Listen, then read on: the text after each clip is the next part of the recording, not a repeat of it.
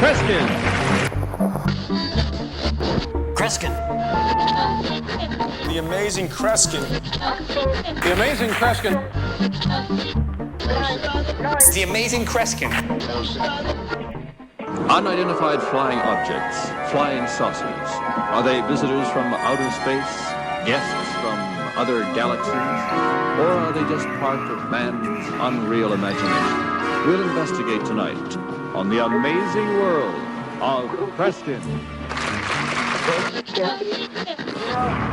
Boy, if there ever was a cliffhanger for a program, I've got to stay tuned to the end.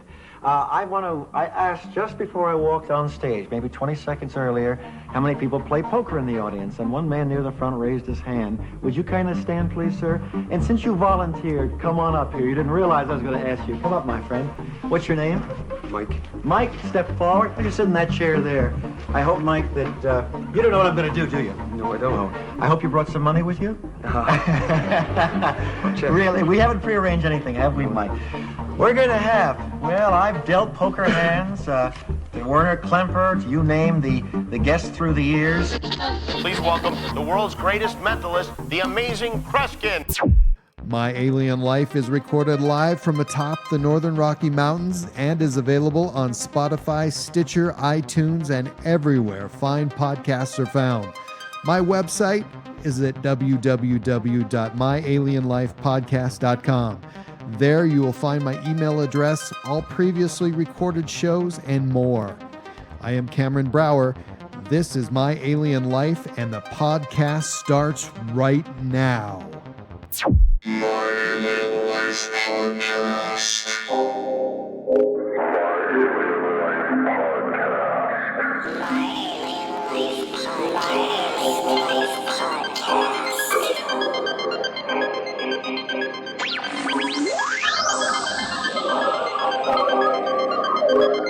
Three, two, one, zero, and liftoff.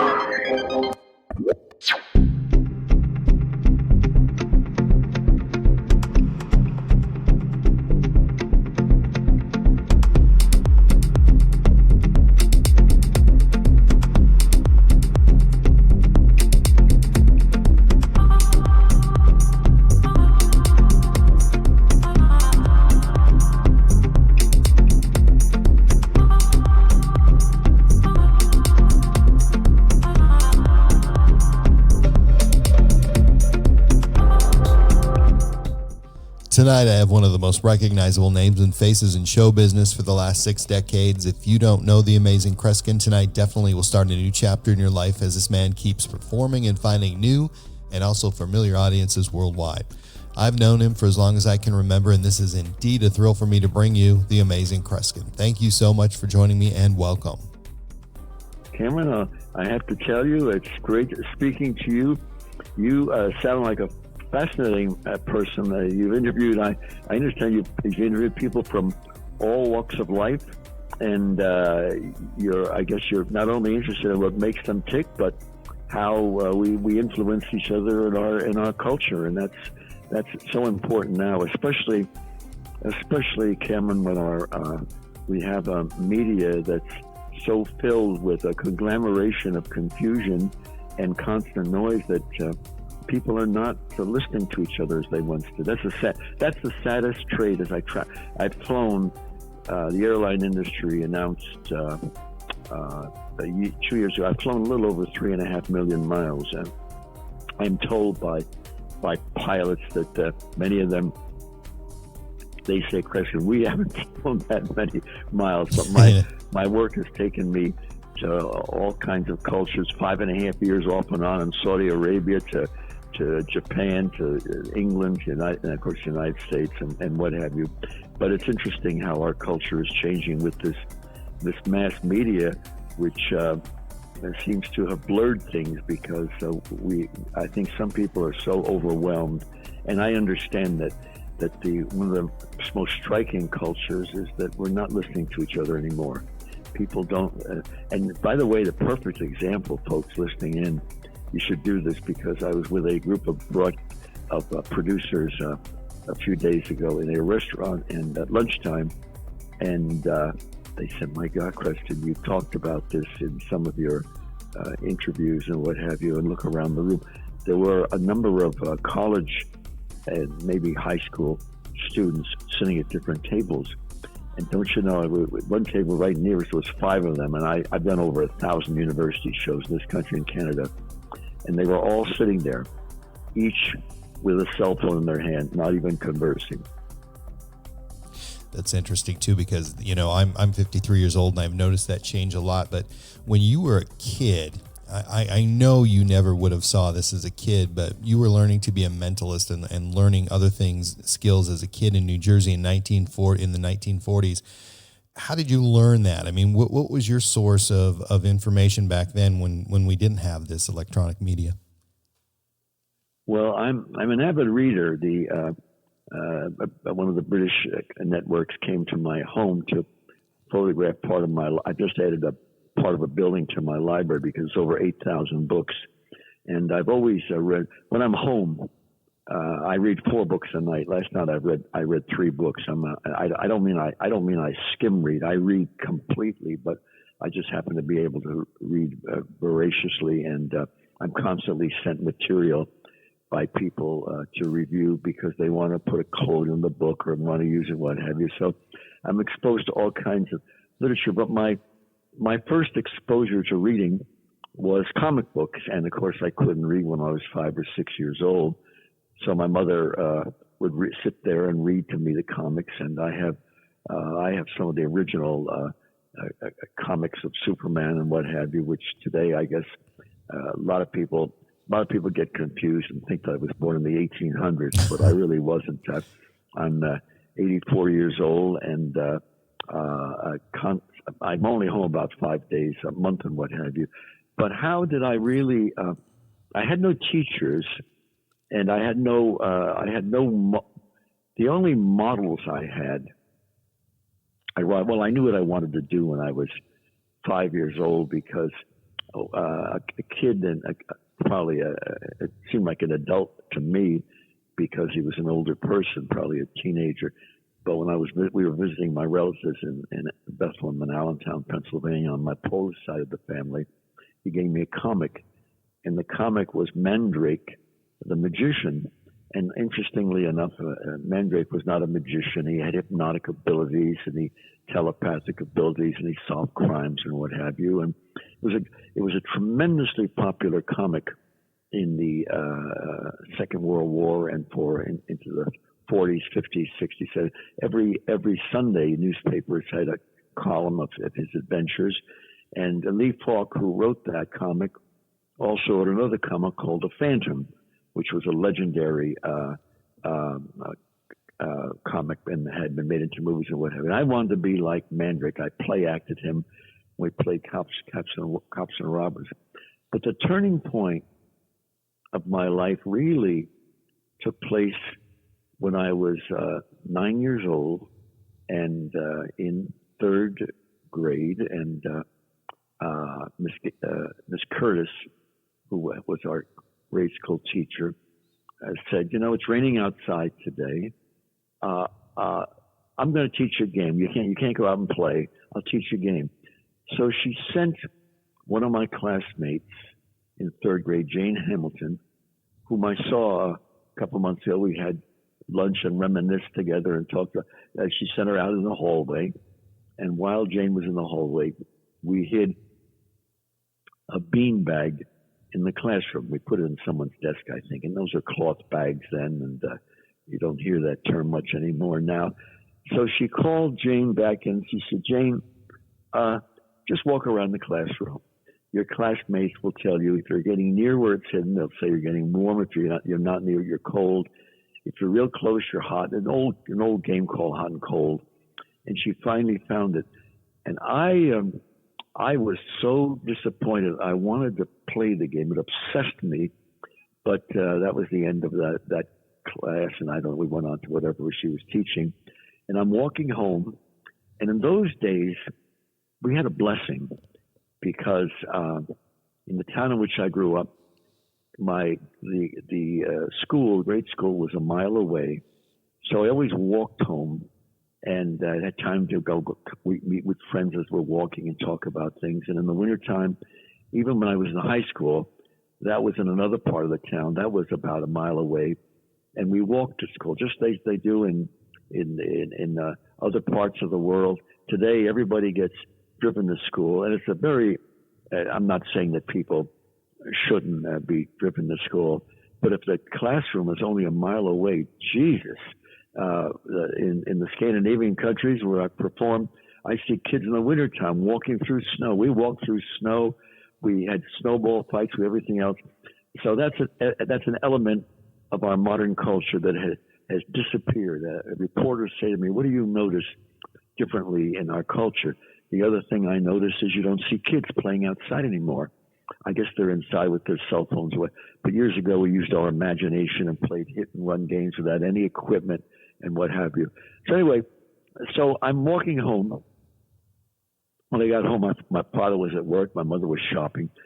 So I said to my brother, who's 3 years younger, let's go over to Grandma and Grandpa's house. And they were from Sicily. My mother's side were from Sicily.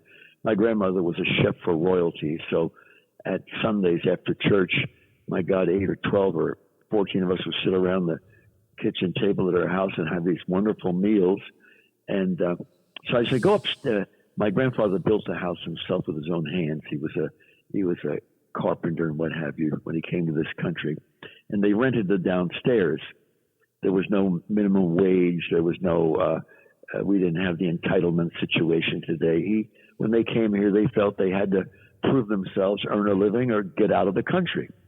And so we went over to Grandma and Grandpa's house, and I said, Joe, go upstairs and hide this penny. I gave him a penny. And he ran upstairs, and then he called me and says, I've hidden the penny. So I walk upstairs to this old-fashioned house, beautifully built, though, and into the kitchen, big kitchen, large kitchen table. My grandmother's sitting there wondering what the hell's going on because she didn't speak much English. I loved her dearly, and she didn't know quite what was going on. And I meander through the kitchen, walk around the kitchen, because I had told them to hide the penny somewhere upstairs in their house. And I walk into my uncle's bedroom. He was at work. And I climb on a chair, old-fashioned, remember, a red wooden chair for some reason. I climb on the chair, and I'm reaching behind a curtain rod, and suddenly I felt the penny. So I found the penny, and then it dawned on me. I forgot to tell my brother to talk to me, to tell me I'm getting warm or cold. He never said anything. He didn't know what we were going to be doing. He was standing in the kitchen just watching. So, of course, word got around my family. I guess my grandparents, who were Italian, thought I had the evil eye. Who knows? And at different private affairs we got together, I did this experiment. And then in fourth grade and sixth grade, my teacher then was Miss Galloway, and she set aside on Fridays for show and tell, very often the 45 minutes for me to do experiments with my classroom. So I would try to tell them what they're thinking and what have you. I remember one in our sixth grade, I told the classmates, I said, why don't you all think of a movie? And I pointed to Jane Hamilton. I said, Jane, you're thinking of a movie, but you didn't see it recently, did you? And of course, in those days, we always went to the movies on the weekends and all that. She says, no, I didn't. And I said, what did you go to see the movie last Christmas? She says, yeah. And I named the movie. So that was the beginning. And by the time I was in junior high, I was doing private shows for local groups, Knights of Columbus and synagogues and what have you. And then in ninth grade, we have pictures of it now. In ninth grade high school, I did a public show, filled the auditorium, and it was a 2.5-hour performance. And that was the beginning, and my career evolved in that way. I didn't have a teacher. I learned from my experiences and constantly, practiced. And so it's been going on all my life. And my life's really like an adventure. People, of course, try to categorize or pigeonhole the source of your talent. Why are there so many people, do you think, that are reluctant to give humans credit for what we can do with the mind? It seems unusual to them, so they try to find that source elsewhere. Do you see that? Well, it's true. We have, I'm not saying, and I don't consider myself a psychic. I consider myself, I'm able to perceive thoughts of people. The best way I can explain what I do is at the Riviera. I always tell this story where I was headlining in Vegas. It was a year ago or so ago. I said to the audience, so just think of various things and acknowledge it. I mentioned two names, and this gentleman, elderly man, stood up, and I said, how do you know these two people? And he says, Kreskin, we're not from here in Vegas. I forget what part of the country they're from. He said, we're vacationing here. And he said, those are not friends of ours. They're our two dogs. We love our dogs immensely. And I love animals. I have 4 cats that are my pets, and I love them dearly. But anyway, he said they're our dogs. I was thinking about them. I said, didn't you say to your wife, I wonder if Kreskin can tell me my Army serial number?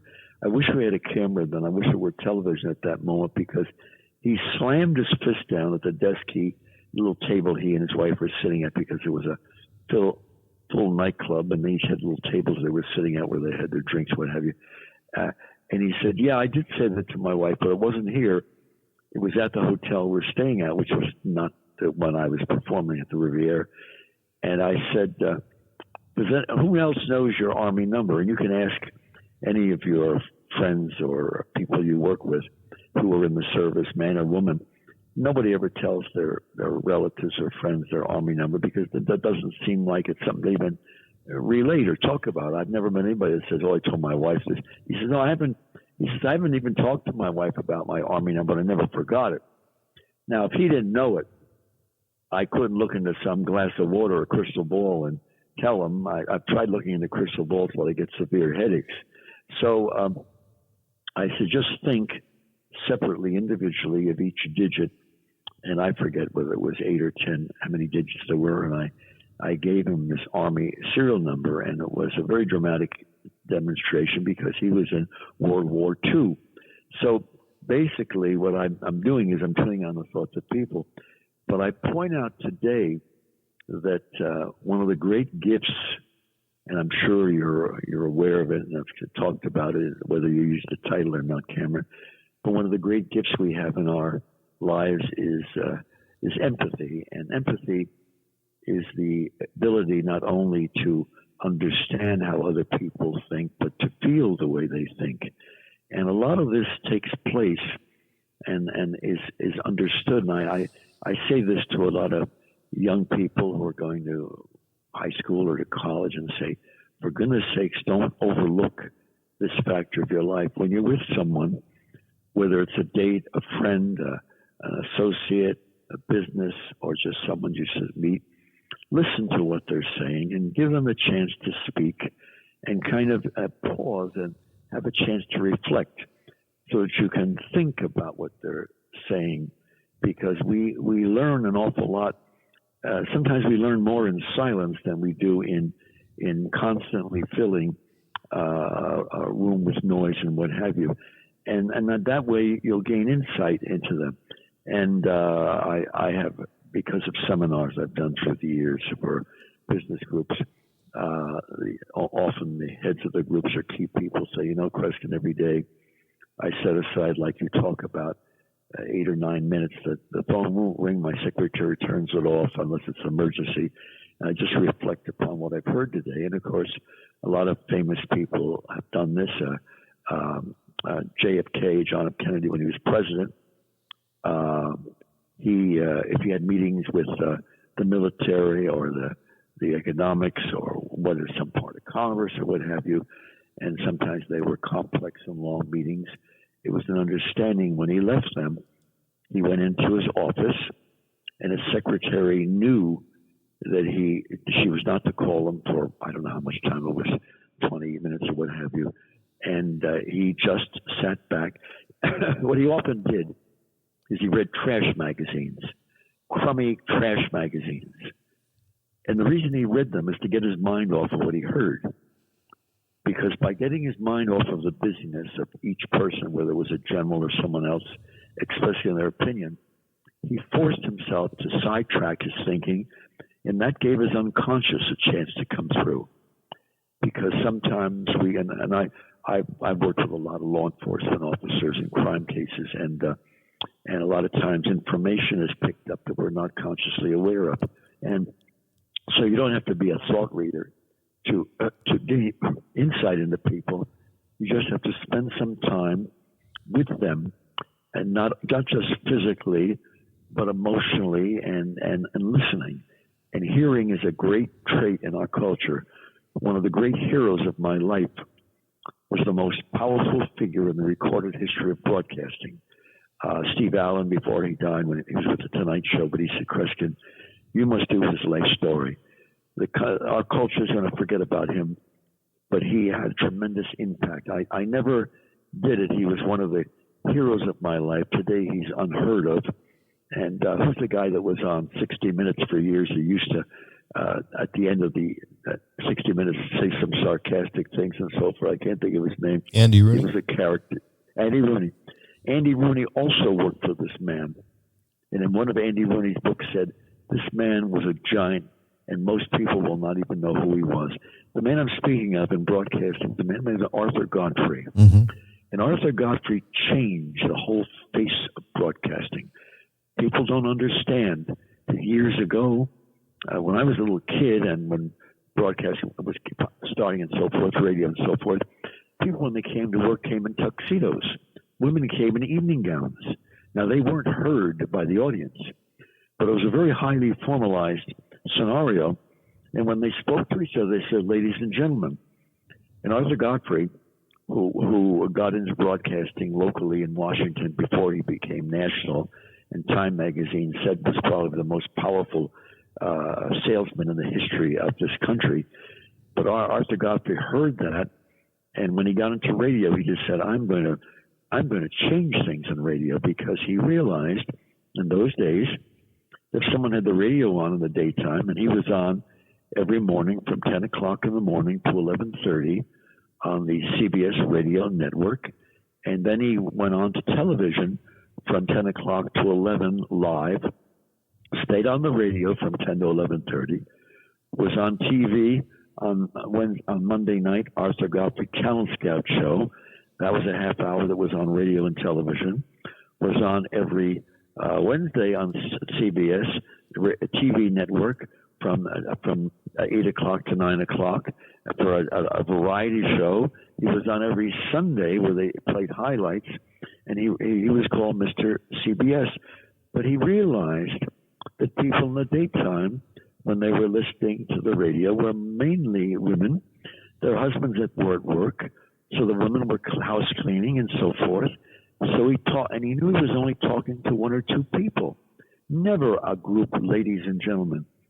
And he, as Steve Allen and Jack Parr and all the original people in Boston had said, this man revolutionized and personalized the phenomena of radio broadcasting. And people listening into him felt like he was only speaking to them. Because sometimes it'd be on the air and say, hey, I guess you heard, if you're in New York now, that's not true if you're in Washington, D.C., but if you're in New York, you heard the weather report. It's raining. It's going to be raining outside. Did you see outside how sunny it is? And he would touch the hearts of people. And this is something we could learn from because he apparently felt like he was hearing how we were thinking. And we need to touch everyone's life by shaking their hands, holding a door for them, some person every day, because it expands the way we think and the way we express ourselves. Absolutely. You've performed, again, thousands of times and have traveled millions of miles. So what do you do to create that energy that you're known for when you've been out there and done that? What do I do to create? Yeah. Where do you get that energy every show? Oh, the energy. Well, I got to tell you something. I jog I'm 84 years old. I jog every night for about 20 minutes to a half hour. In my class in high school, I was the fastest runner in junior high, but I love to run. And and when I run, I don't wear earphones because I can't stand being distracted. I need to once in a while. Everybody has to find a way to listen to their own thoughts, even if they sit and close the door of their bedroom and just sit for 5 minutes so the kids can play in the other room and your wife or your husband can continue with the cooking, just to reflect. And I reflect when I'm running.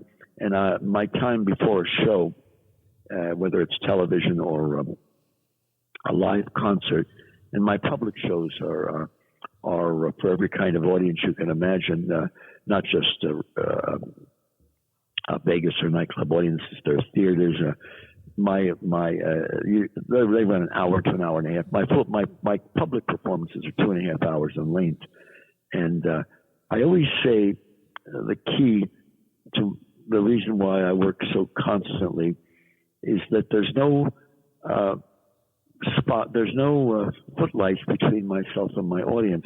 Yes, there are lights there to illuminate the stage and what have you, because some of my audiences are in the thousands.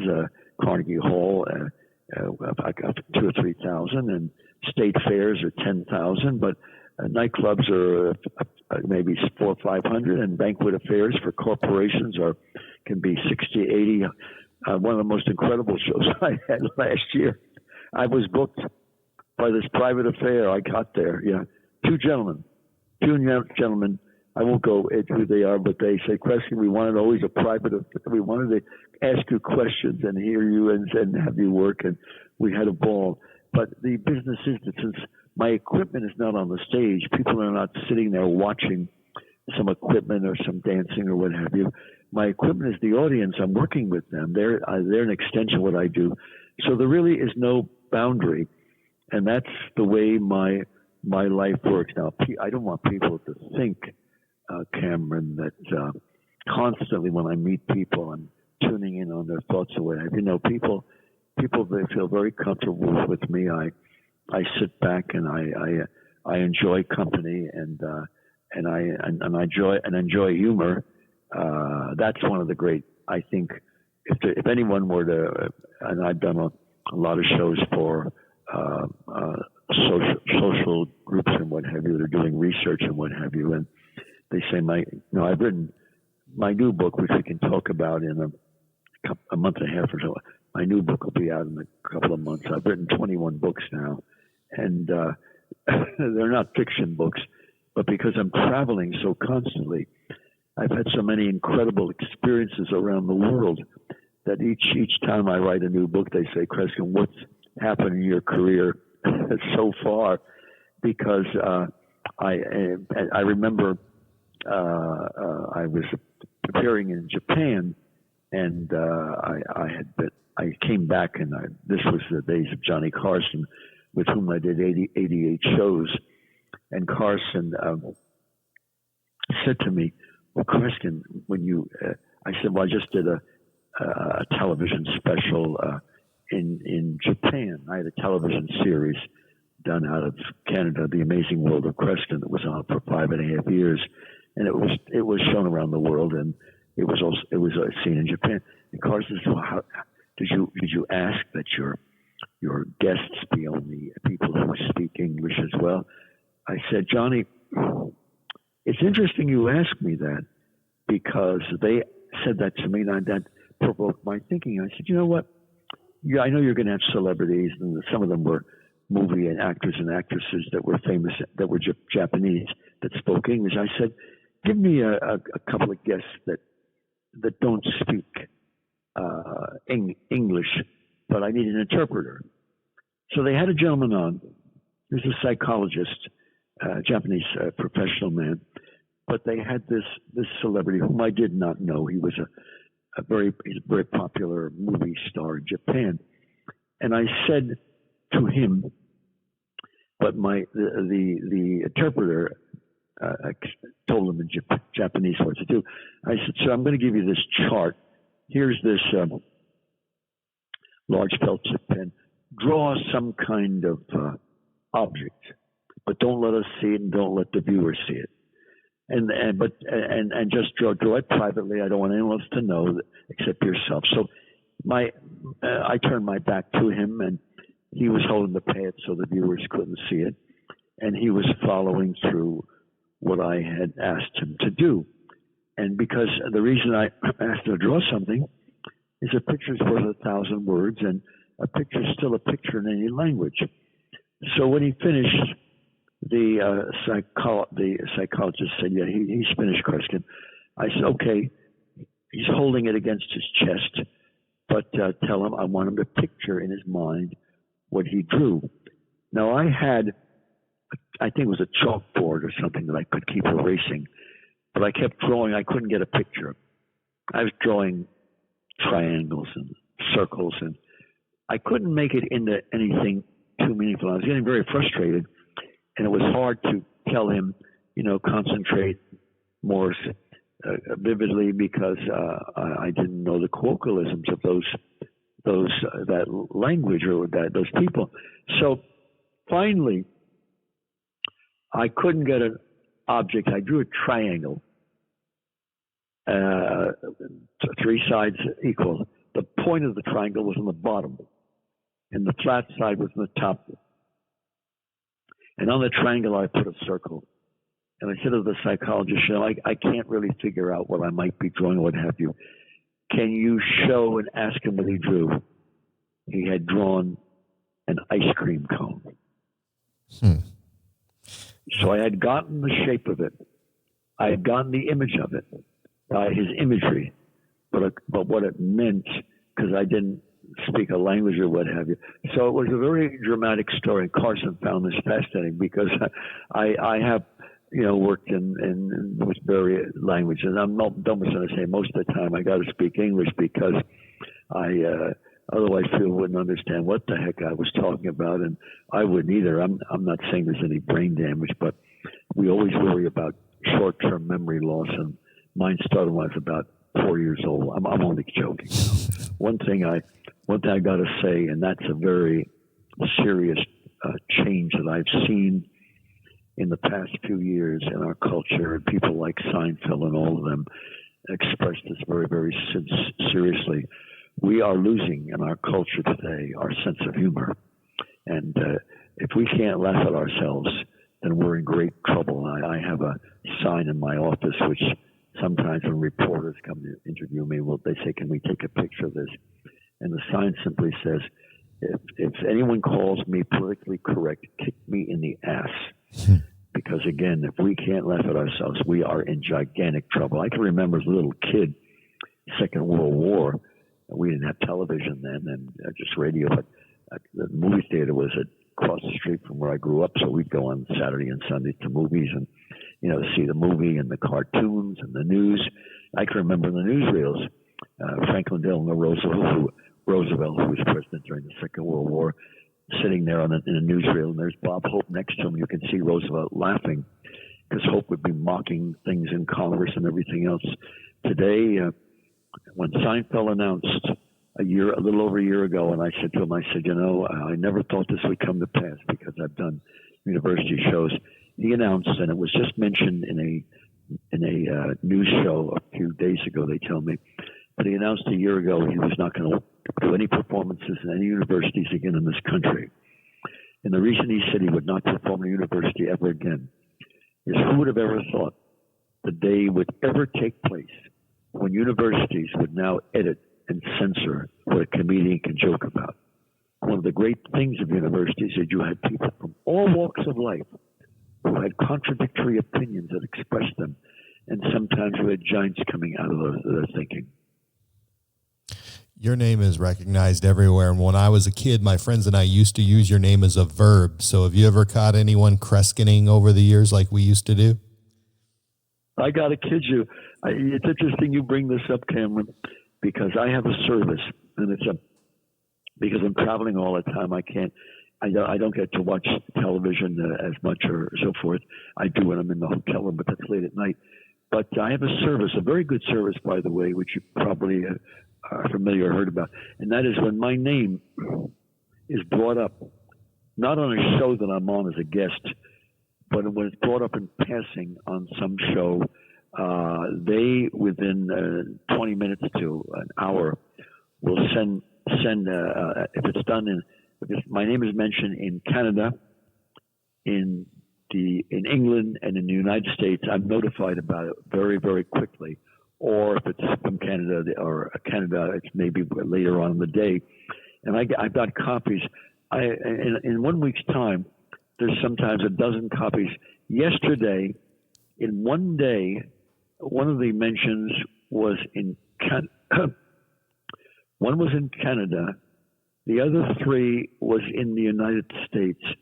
Two of the shows were news shows where my name was passing. What do you think I am? The Amazing Kreskin. I don't know how this is going to run out.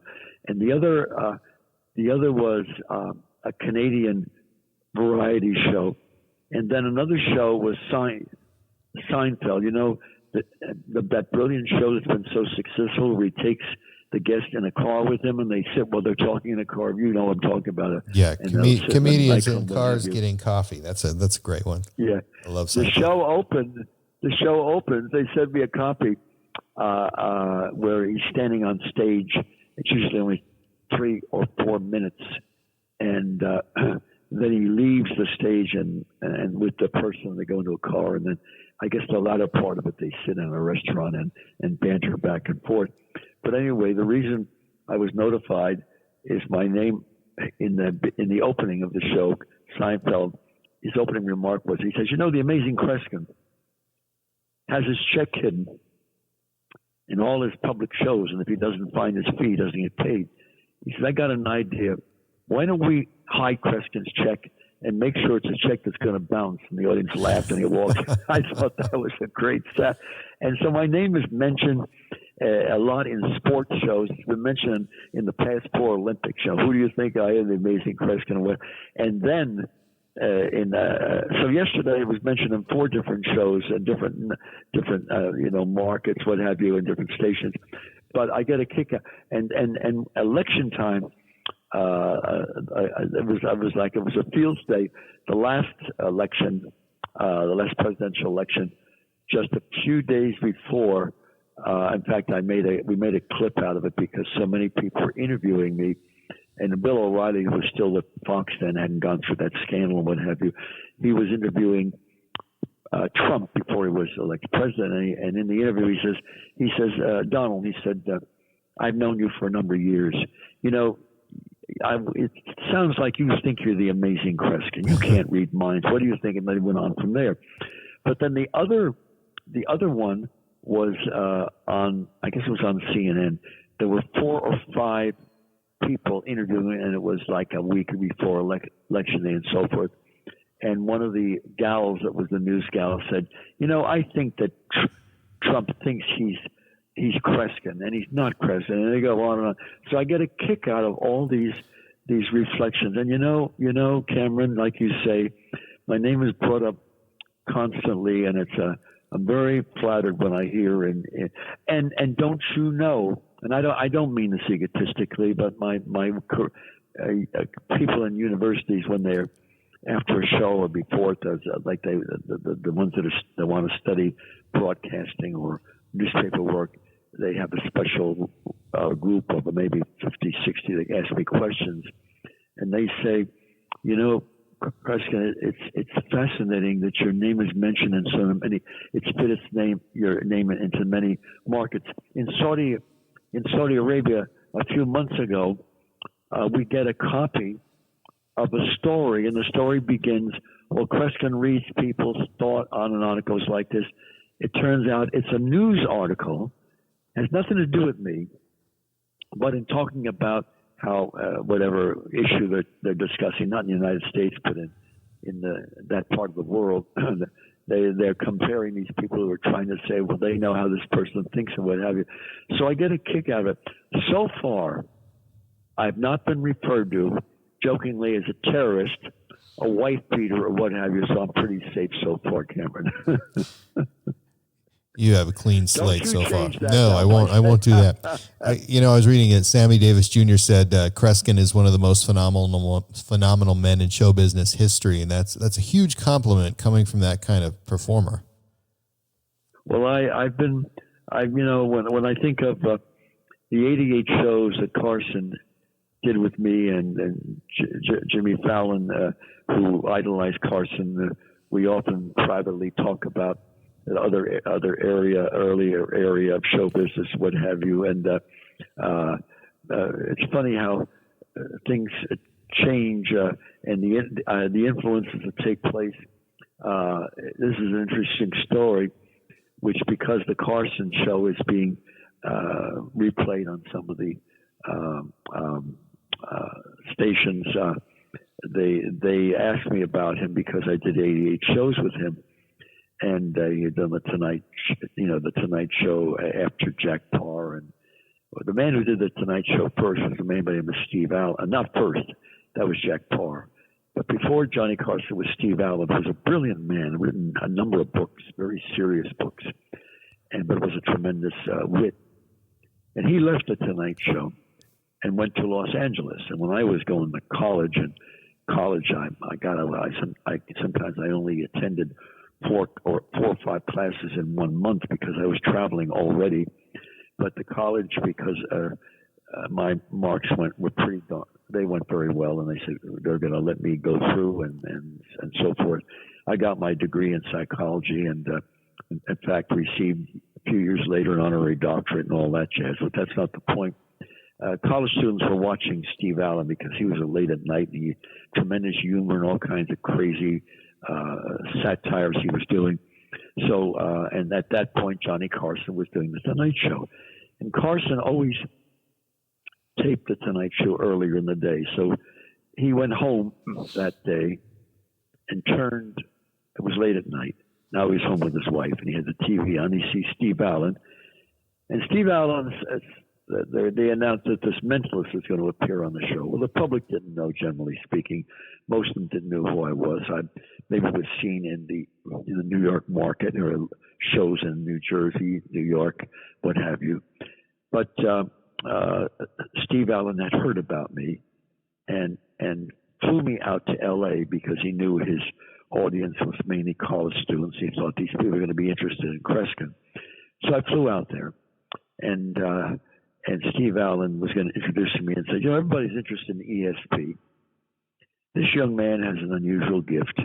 Would you welcome him, please? His name is Kreskin. I did not have the name Amazing. That's Carson gave me that name. Now, Johnny's home. This is at night, and he has the TV on, and he hears there's going to be a Mentalist on, so he's watching Steve Allen. And there I walk out, and you're like, I know the whole business. Sure, I didn't know from a lot of things about the business. As I'm walking out, and Steve Allen is standing at the other end of the stage on a dais, a little platform like all the performers today stand on, and Carson, they all had a dais. And he's standing waiting for me to meet him there. But I'm walking across the stage from one side to the other. And as I'm walking, I'm looking at the camera. Sure, the camera's filming me for that Tonight Show. And the lights in those days, in the 1960s, were very hot, very blinding. And I'm walking towards Steve Allen.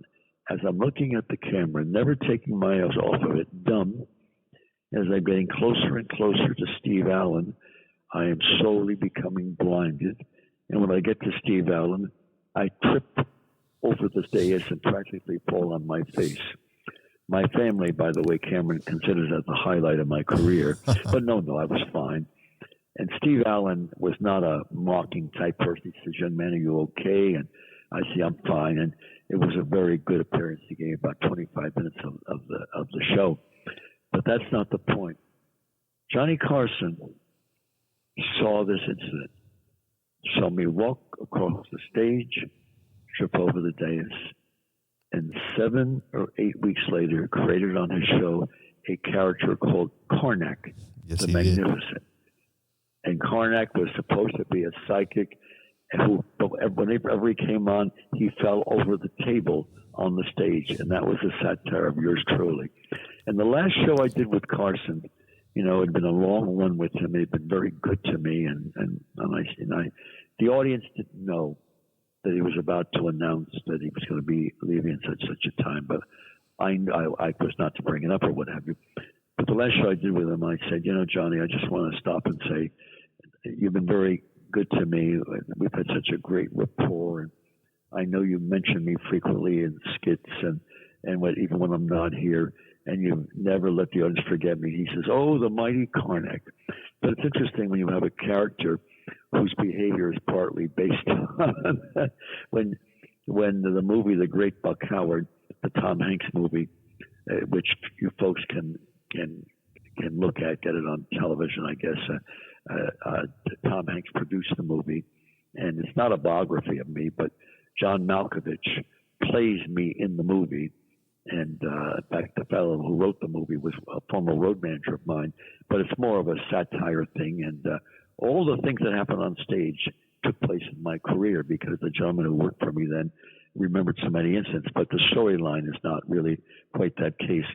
But John Malkovich, opening night when it opened on Broadway, about 7-8 years ago, or 19 years ago, I guess, Tom Hanks is there, and we're going all across the red carpet. When we got to the other end, Hanks hugs me and says, thanks for letting my son play your road manager in the movie.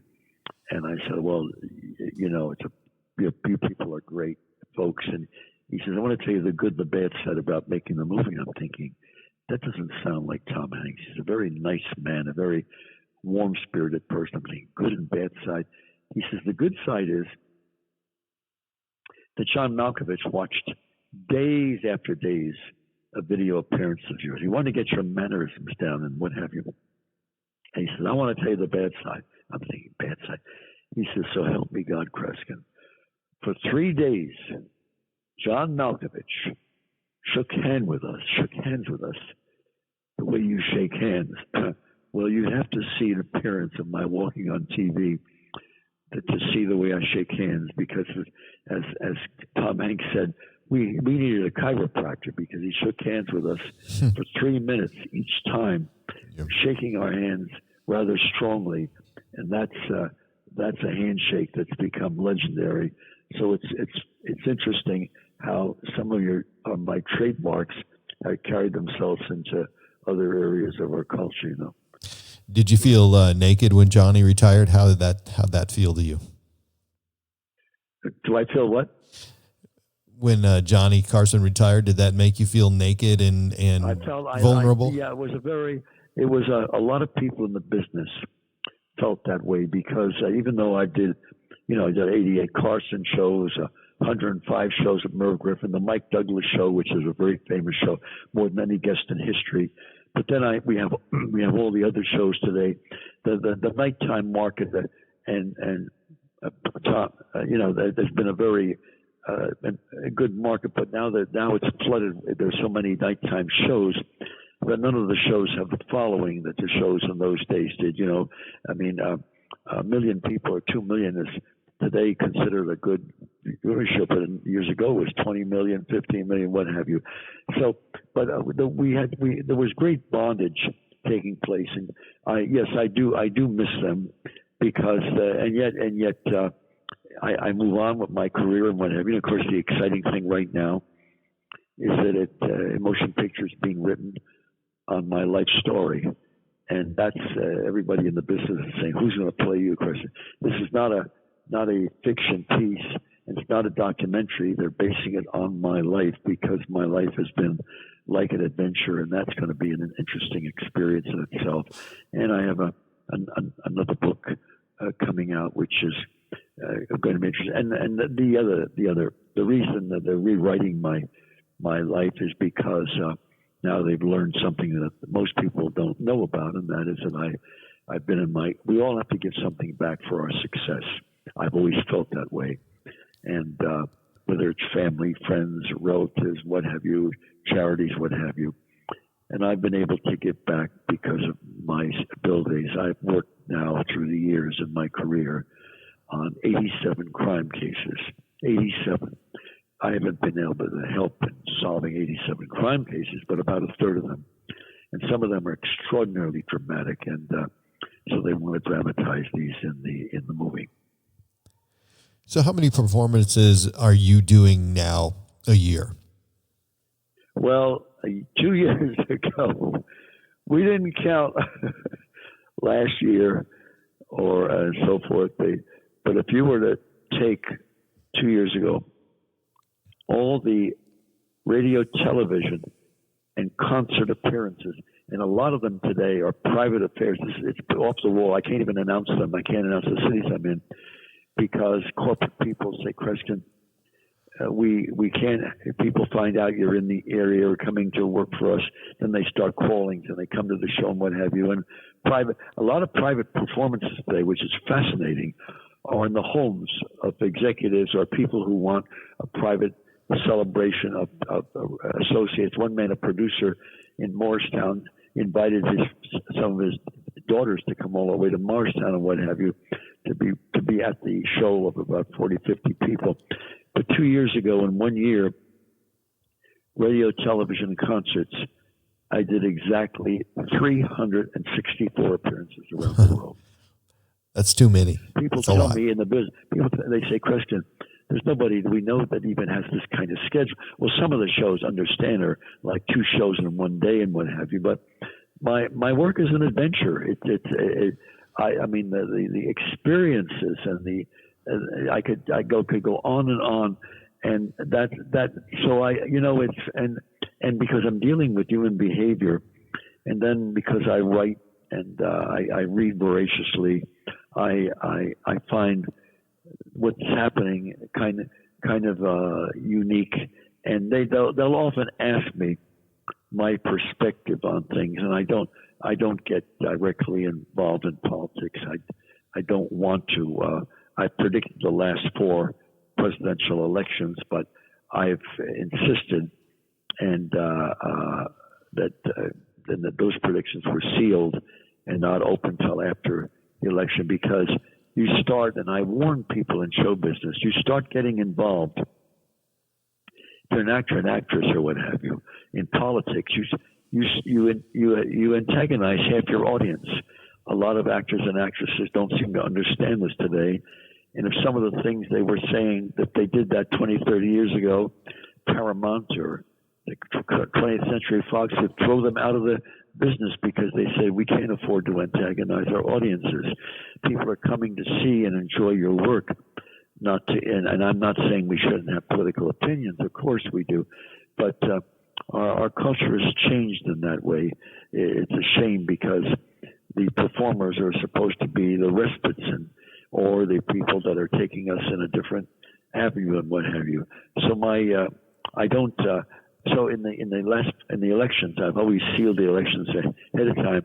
But the interesting thing is, in the presidential election 2012, it was sealed in a safe on the Fallon show a year. It was over a year before the show, before the election, a year before, and I had hit the election. But the last election, 2016 election, I didn't want to get involved in it. I just felt it would be a noisy affair, and people are going to sometimes keep asking me and barrage me about it. And so I said nothing about it.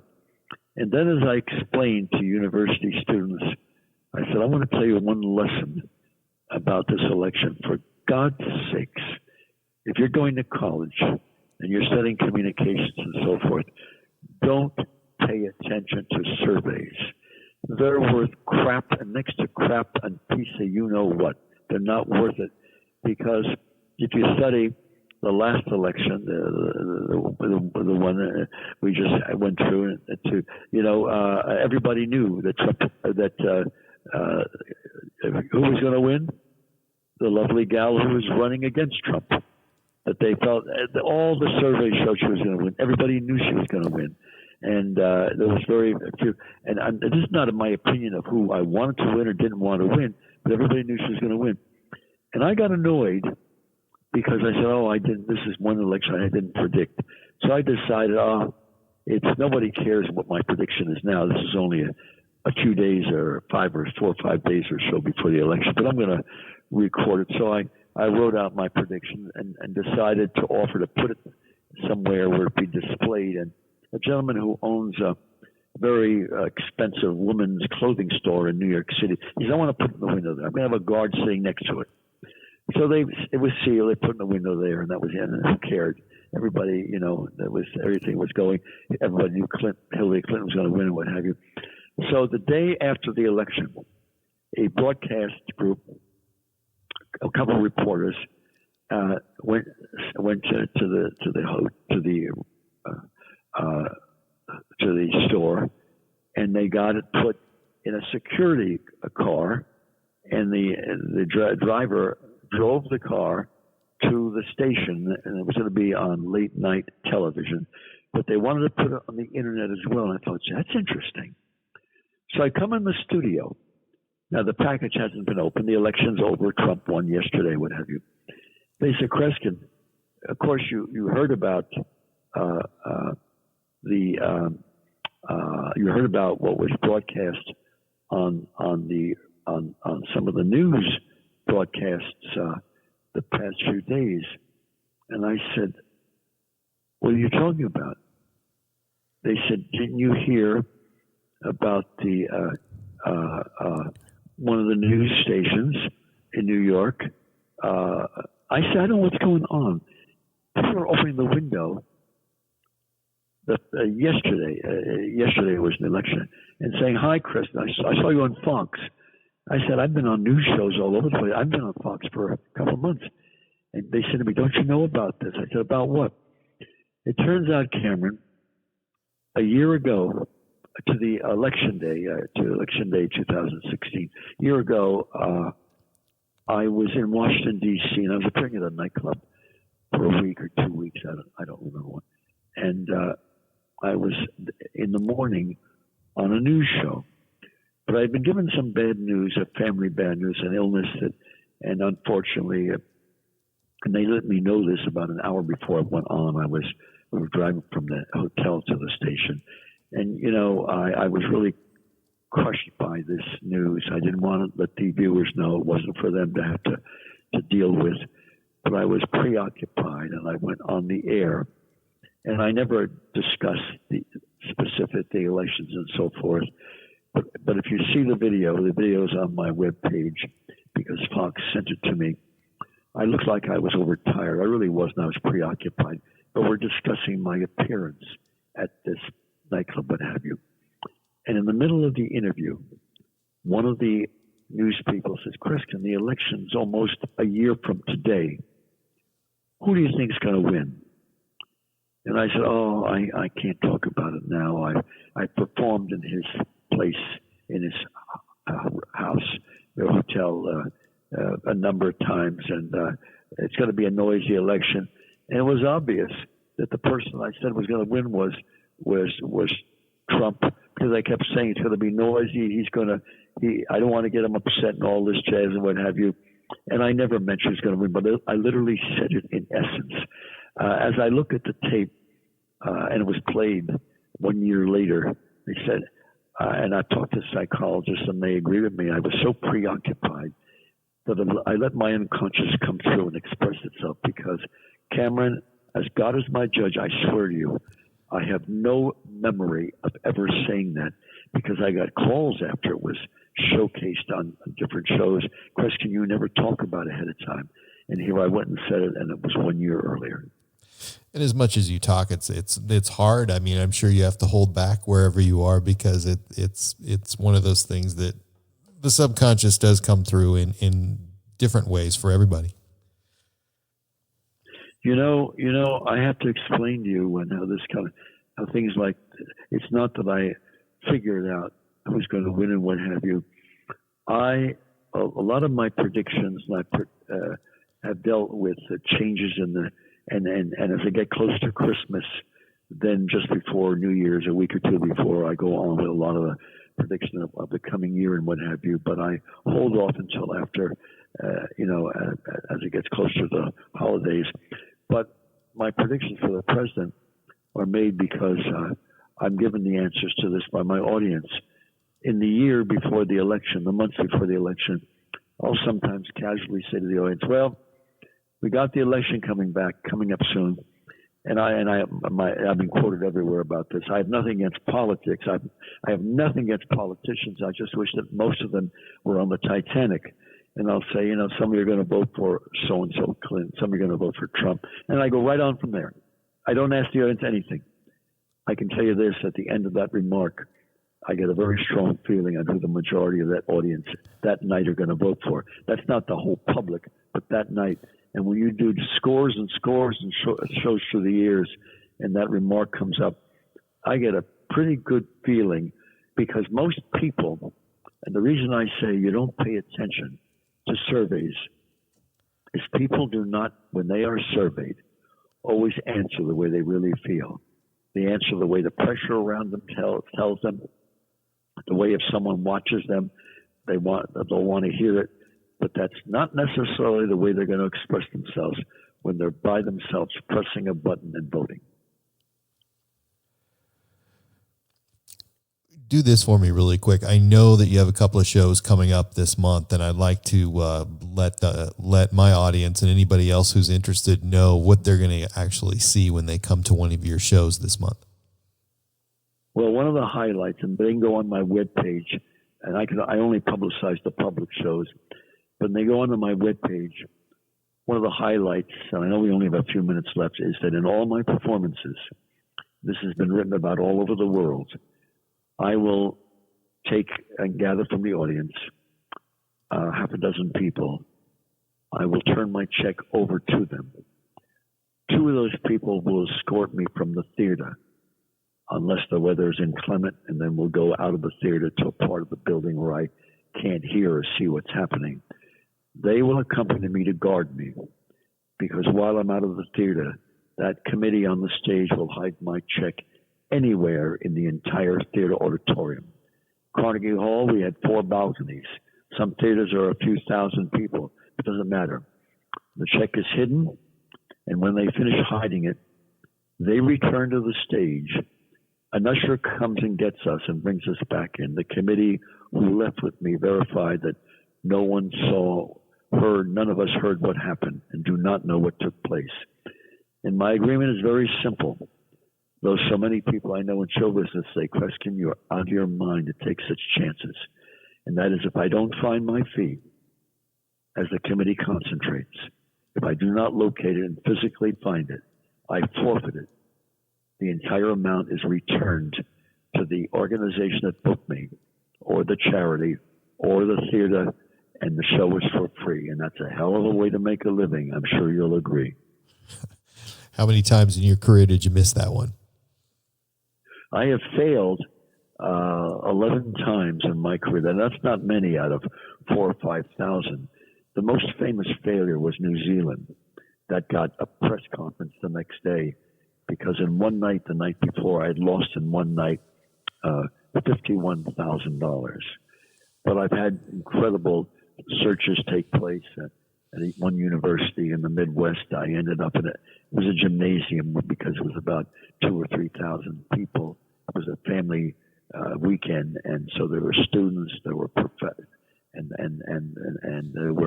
there were of course family members. So the place was packed. And I walked through the theater. I walk up to this gentleman. An elderly man asked him to open his mouth, and there's no check, and I felt like a fool. I walked away from him. And finally, as the committee is concentrating, and I'm not asking them any questions, I find myself walking through the audience, tripping over people, and I stop again in front of the same gentleman and said, would you open your mouth? And he does. I said, this has anything to do with the roof of your mouth. I will never forget this, Cameron. Reached in his mouth, took out his upper plate, and handed me my check. So it's an experience, and as one drama critic said, watching me search for my check. He saw me 3 nights in a row before we reviewed my performance. He said, like watching a mystery story that I had to review in a play, but the solution is different every night because the audience creates a solution. So, Cameron, I hope we can touch base soon again, perhaps before the New Year's, Absolutely. And you can find Kreskin on his website at amazingkreskin.com. And of course, he's very easy to find on Facebook. His books are available on Amazon. My guest tonight has been the Amazing Kreskin. I wish you the best of everything, and thank you so much for making my year. Well, Cameron, I want you to keep in touch with me. And, I will, sir. And you can always access with me. And I say this in all my interviews. I'm not going to say goodbye, but in the spirit of broadcasting, Cameron, to be continued. To be continued. Thank you. Take care, Cameron. See you soon. Thanks. My Alien Life Podcast.